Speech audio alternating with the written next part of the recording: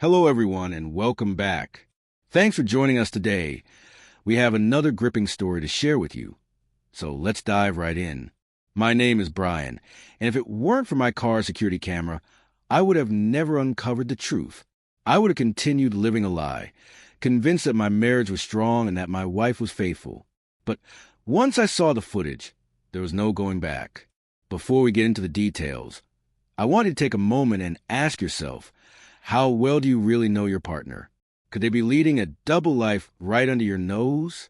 Because I used to believe without a shadow of a doubt that my wife Caroline would never deceive me. And yet, here I am telling this story. So stay with me until the end, because I want to hear your thoughts. If you were in my position, how would you have reacted?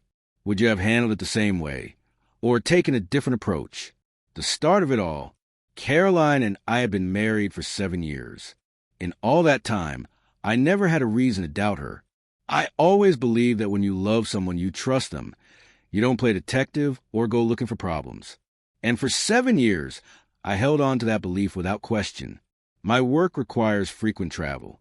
Some months, I'm gone once or twice. Other times, I'm away for weeks. It's not the ideal setup, but it provides a comfortable life. And I always made sure to prioritize time with Caroline when I was home. After a long business trip filled with endless meetings, exhausting flights, and barely any rest, I finally returned home. I was looking forward to a peaceful day, just settling back in. The next morning, I decided to take my BMW 7 Series out for a quick drive to grab a few things. But the moment I started the engine, I could tell something wasn't right. The car didn't sound as smooth as usual. There was a roughness to it. Then, a maintenance warning flashed on the dashboard. That didn't make sense. I had just serviced the car before my trip, and it had been running perfectly fine.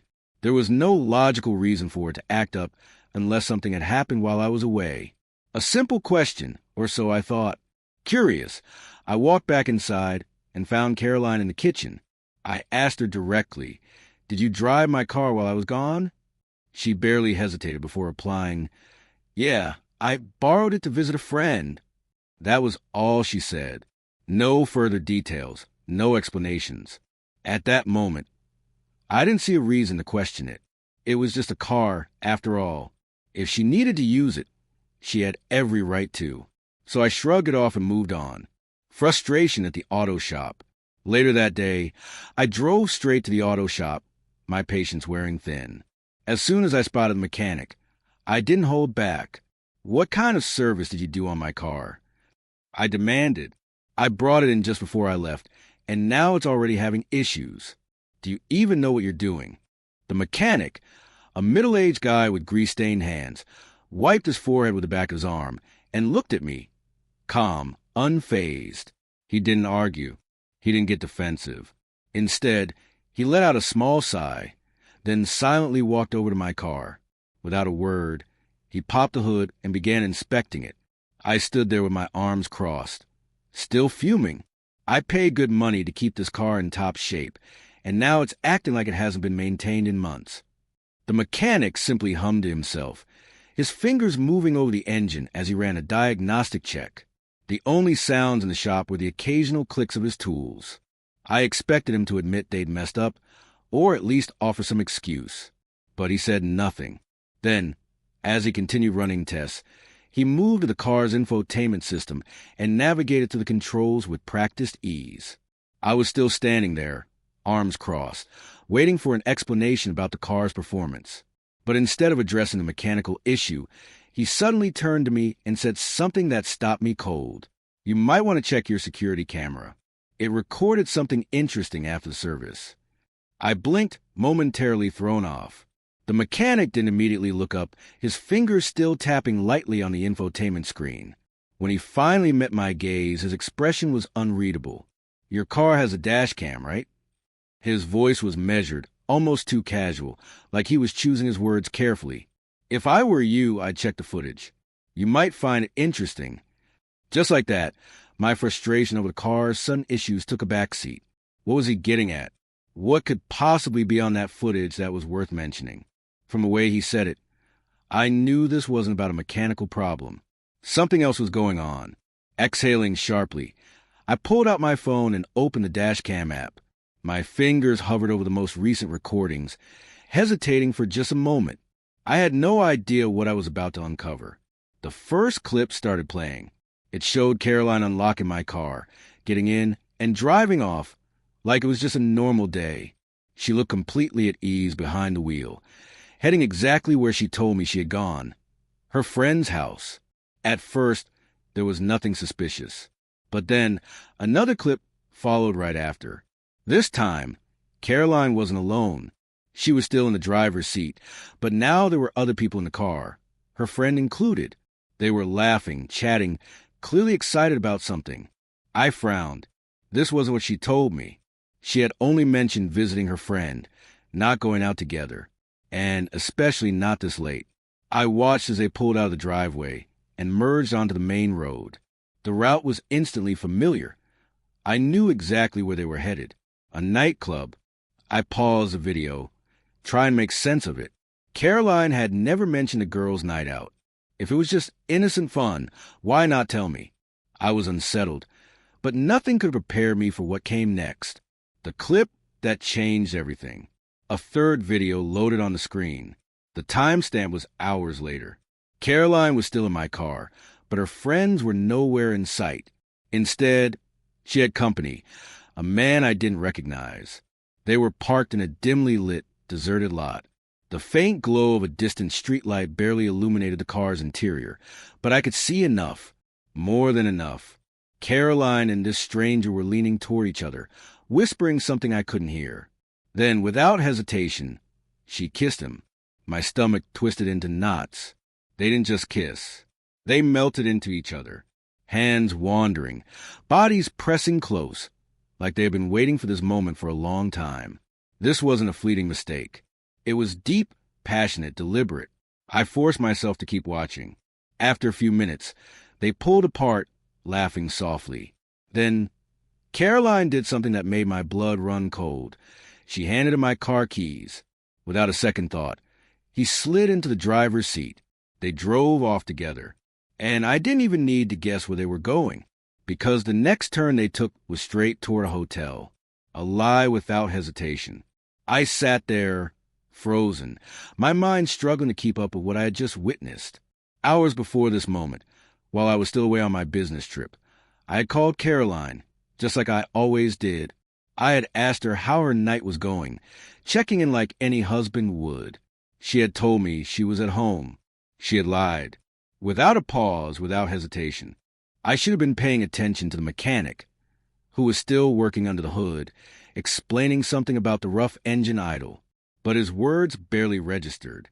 All I could think about was what I had just seen. If the security camera hadn't caught this, I would have never known. I would have returned home, kissed my wife, slept beside her, and gone on believing everything was fine. But now I knew the truth, and there was no undoing it. Face to face with a liar. That evening, I sat across from Caroline in the living room. The house was eerily quiet, the only sound the low hum of the refrigerator. She was scrolling through her phone, completely at ease. I took a slow, steady breath, keeping my voice calm. "How was your weekend?" She barely looked up, replied with a casual, "It was fine." I nodded, pretending to accept her answer. "Did you go anywhere fun?" For the briefest moment, a flicker of hesitation. Then, just as quickly, she shook her head. "No. I was home all day, just relaxing." She said it so easily, without hesitation, without the slightest trace of guilt. She was lying. Again. This time, though it was right to my face. I let the silence stretch between us, watching her carefully. Then, without a word, I placed my phone on the table, unlocked the screen, and hit play. The footage began to roll. Caroline, behind the wheel of my car, backing out of the driveway. Her head snapped toward the screen, eyes widening in shock.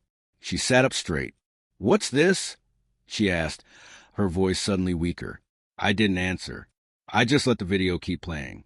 The next clip showed her meeting up with her friends, dressed to the nines, laughing as they headed into a club. I glanced at her. She was blinking rapidly now, her mind scrambling for an excuse. "It's not what it looks like," she muttered, her voice shaky. Still, I said nothing. I simply skipped forward. The next scene showed her in the parking lot, wrapped up in some stranger's arms, kissing him. That was when she lost it. She shot up from her seat. "Brian, let me explain." Her hands were trembling, her voice thick with desperation. I was drunk. I wasn't thinking straight. I remained silent. Instead, I fast-forwarded again to the part where she and the man drove off together, to a hotel. That was when she finally broke. She collapsed back into her chair, burying her face in her hands. "I messed up," she whispered, barely above a breath. "I didn't mean for it to happen. I was drunk. I wasn't thinking." I stared at her, feeling nothing but disgust. Alcohol. That was her excuse? The woman I had married, the woman I had trusted completely, expected me to believe that she had accidentally cheated? I leaned back, my voice ice cold. "So my wife turns into a loose woman the moment she gets drunk?" She flinched at my words but didn't argue. And that was when it hit me. This probably wasn't the first time. She was far too comfortable lying to me.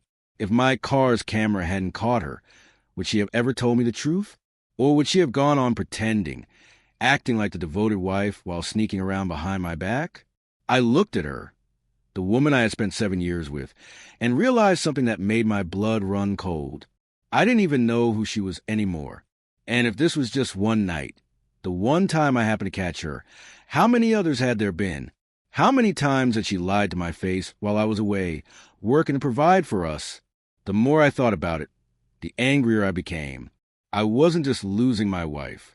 I was losing my entire sense of trust. The breaking point. The following week was torture. I replayed everything over and over in my mind, trying to find some way to make sense of it, to fix it. But there was no fixing this. Because trust, once shattered, doesn't simply return just because someone cries and apologizes. By the 7th day, I knew there was no moving forward. That evening, I called Caroline into the living room. She must have sensed what was coming. She sat down cautiously, her fingers gripping the hem of her shirt like she was bracing for impact. I didn't draw it out. I simply looked her in the eyes and told her we were done. No long explanations. No second chances. And this time, there was no lie she could tell to change that. I gave her 2 choices. The first, we end this quietly. No drawn-out drama, no messy fights. She would pack her things, walk away, and we'd go our separate ways. Or she could push back. But if she did, I had proof. The footage didn't lie. And if she tried to make this ugly, I'd make sure the truth was seen by everyone. I would expose exactly who she was when she thought no one was watching. I saw the panic flicker in her eyes as she realized there was no way out. If that video got out, her reputation, her carefully built image, everything she had worked so hard to maintain, it would all be destroyed. She opened her mouth, maybe to beg, maybe to offer one last excuse. But then she shut it again. She knew there was nothing she could say to undo what had already been done. After a long, tense silence, she finally nodded. She agreed. The end of us. The next morning, she packed her things. There were no desperate pleas, no dramatic goodbyes. Just a woman stuffing her life into a couple of suitcases, knowing she had no one to blame but herself. I didn't watch her go. I didn't need to, because the moment she stepped out that door, she was already gone to me. When the dust finally settled and Caroline was out of my life, I found myself alone in a house that once felt like home. And that's when I learned something. Moving on isn't as simple as signing divorce papers. The wounds don't heal overnight. The questions don't stop just because the person who hurt you is gone. If the woman I had given my heart to could betray me so easily, how could I ever trust someone new? The idea of starting over felt exhausting. And if I'm being honest, terrifying. So I did what I knew best. I buried myself in work. My business became my escape. Numbers don't lie. Profits don't cheat. And success doesn't whisper sweet lies in your ear at night. If I couldn't have stability in love, at least I could have it in my career. And for a while, that worked. The long hours kept me distracted, kept me from thinking too much about everything I had lost. But deep down, I knew the truth. This wasn't a real solution. I couldn't hide behind my work forever. One day I'd try again. One day I'd probably meet someone who would prove that love isn't always a game of deception. But not today. Not yet. Right now, I was still picking up the pieces of life I thought I had. Now, I want to hear from you. If you were in my position, what would you have done? Would you have handled it differently? Would you have tried to fix things? Or would you have walked away like I did? And the biggest question, could you ever forgive a betrayal like this? Because I know myself. Even if I had tried, I don't think I could ever look at her the same way again. Let me know in the comments. I want to hear your thoughts. And if you know someone who needs to hear this, someone who might be ignoring the red flags in their own relationship, send this to them. Let them see how quickly trust can be shattered. If you made it this far, give us a like. It really helps. And before I go, I'll leave you with this. The truth always comes out, even when you least expect it.